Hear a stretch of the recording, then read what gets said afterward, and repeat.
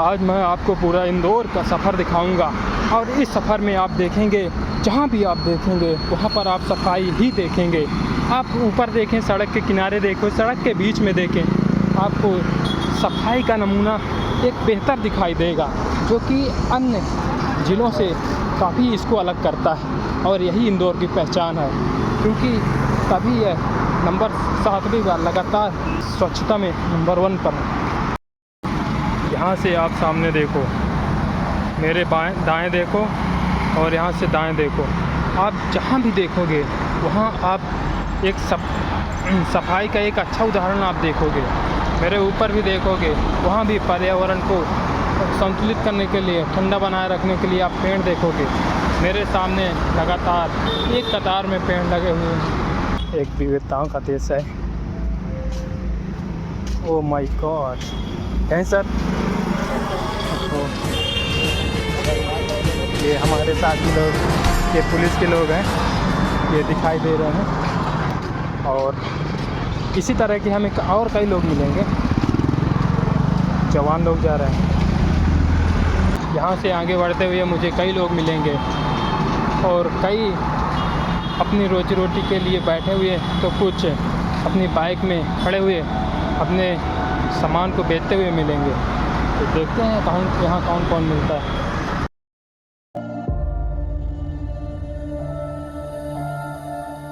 ये भाई साहब लहसुन बेच रहे हैं। लहसुन से अपना रोजी रोटी का जो काम है वो करेंगे। यहाँ पर जो पापा जी बैठे हुए हैं और ये मोची का काम करते हैं। ये अपने रोजी रोटी का एक माध्यम है। और मैं यहाँ से आगे बढ़ूँगा तो और कुछ नए लोग मिल सकते हैं।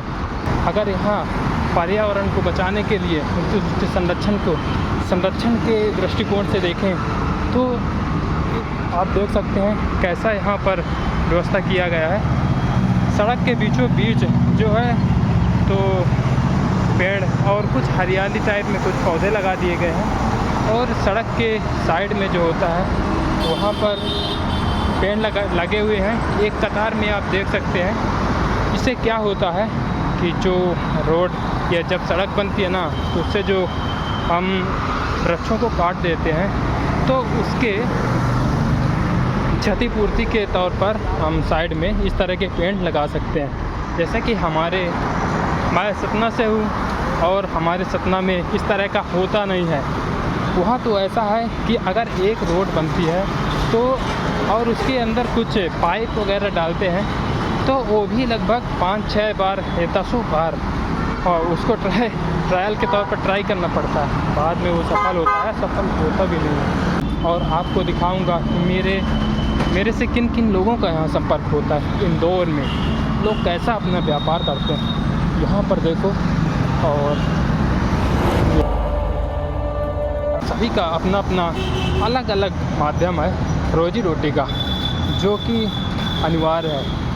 बिना उसके हमारा जीवन असंभव है और रोटी की पूर्ति या भरण पोषण हमारा हो नहीं सकता है। इस कारण से यहाँ पर सड़क के साइड में जो होता है वहाँ पर लोग अपनी आजीविका को चलाने के लिए कुछ ना कुछ अपना व्यापार करते हुए दिखाई देंगे। और यहाँ सबसे अच्छी बात ये है कि यहाँ पर जो रोड के किनारे जो पेड़ पौधे लगे हैं वो काफ़ी अच्छा है, जो हमारे पर्यावरण को संरक्षित करने के लिए और टेम्परेचर को मेंटेन करने के लिए तो बहुत ज़रूरी है। तो आगे बढ़ते हुए हम देखते हैं, पेड़ तो मिलेंगे ही और पेड़ के साथ सफाई भी मिलेगी। इंदौर जिसकी पहचान देश के नंबर 1 और लगातार 7वीं बार सफाई में आगे रहने का ही परिचय है। यहाँ पर एक आदमी है, व्यक्ति है, अंकल हैं जो जूता कसते हुए बैठे हुए हैं। तो यहाँ पर देखते हैं क्या व्यापार करते हैं। क्या और अंकल, हो गया खाना?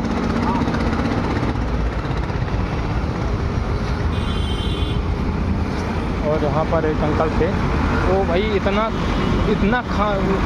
ख़राब खाना खा रहे थे कि उनको क्या ही बताएं। जैसे हमें एक ब्लू और ग्रीन कलर का जो डस्टबिन मिला, या मेरे सामने जो डस्टबिन है आप देखेंगे, ये इस तरह का जो डस्टबिन है, यहाँ पर देख सकते हैं कुछ पड़ा हुआ है। तो इसको उठाकर जो अंकल जी हैं वो अपना पेट भर रहे थे, मतलब अपना पोषण जो है ना यहाँ से उठाकर ये सब इससे कर रहे थे। तो इतनी दयनीय स्थिति है भाई।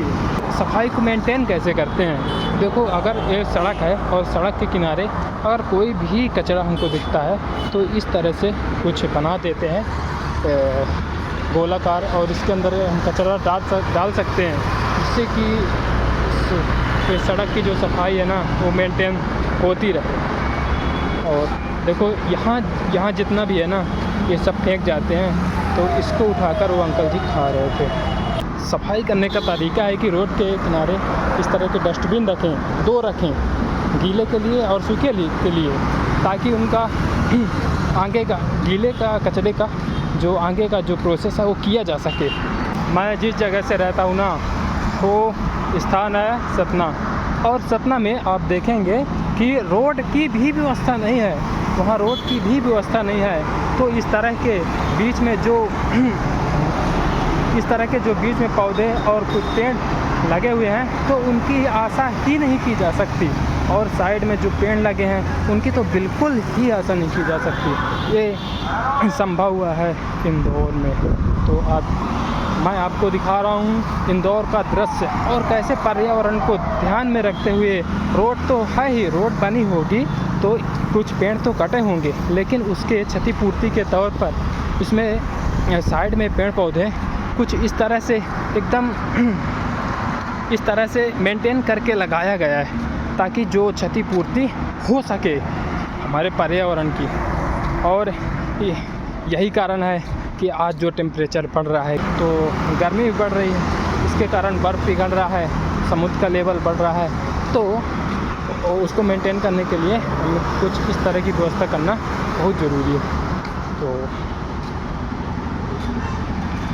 ये एक अनिवार्य तरीका है, सभी को अपनाना चाहिए। और यहाँ देखो पपीता वगैरह बढ़िया लगे हुए हैं, हाँ, तोड़ के हम खा नहीं सकते हैं, नहीं तो अगर तोड़ेंगे तो वो रगेत के मारेगा जिसने लगाया है। जो सफाई है ना उसको करने वाले जो मेंटेन करते हैं वो हमें प्रत्यक्ष रूप से आँखों के सामने दिखाई दे रहे हैं, और धूल उड़ती हुई सीधे मेरे आँखों में पड़ रही है। तो मुझे यहाँ पर जैसे गली है, तो यहाँ मैं बताया था कि यहाँ कई भांति के लोग मिल सकते हैं। तो यहाँ देखिए एक अंकल पड़े हुए हैं। अंकल क्या हुआ? ओ भाई, ये तो भाई देखो अब स्थिति ऐसी है ना कि लोगों को सोने के लिए, बताओ, सोने के लिए तक जगह नहीं मिल रही। अगर सक्षमता की बात की जाए तो जो सक्षम है वो तो है ही, लेकिन जिनको खाने और रहने के लिए नहीं है, और जिनको इस तरह की व्यवस्था नहीं है तो उनका क्या? हाँ, ऊपर तो विकास हमको दिखाई दे रहा है, क्योंकि मेरा पर्पस स्वच्छता दिखाना और विविधता दिखाना है, लेकिन ये दयनीय स्थिति है इनकी तो ये एक गंभीर मुद्दा है, इस पर काफ़ी सोचने की बात है। जो इसके लिए सक्षम है कि हाँ रोड के किनारे हम कुछ ना कुछ करके अपना व्यापार करके रोजी रोटी कर सकते हैं तो उनके लिए सही है, लेकिन जो नहीं कर सकते उनको काफ़ी समस्याओं का सामना करना पड़ता है। ये भाई नगर पालिका वालों का जो सिस्टम होता है ठिकाने लगाने वाला, वो सभी साधन यहाँ खड़े हैं। इसको तो आप पहचानते ही होंगे, देखे भी होंगे। इसको देखने के लिए काफ़ी भीड़ जुटती है। आपको दिखाते हैं हमें क्या चीज़ दिखता है इस इंदौर की गलियों में। तो यहाँ देखो आप, ये काफ़ी बढ़िया बनाया गया है। ये अंकल जी हैं एकदम मेहनत करते हुए,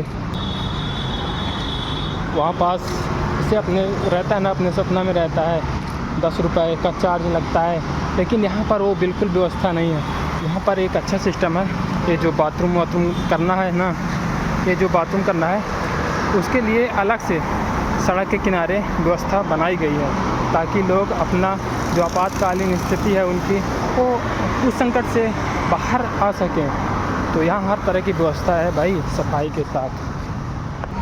दोस्तों मैं आज वीडियो बना रहा हूँ और मेरे वीडियो बनाने का मकसद ये होगा कि जो कुछ लोग होते हैं ना कि कैमरा ऑन कर लेंगे और ऐसे करेंगे, खाली मुँह, उस मुँह से कुछ आवाज़ भी नहीं निकलती है, तो ऐसा और अलग से ऊपर से उसमें संगीत डाल देते हैं।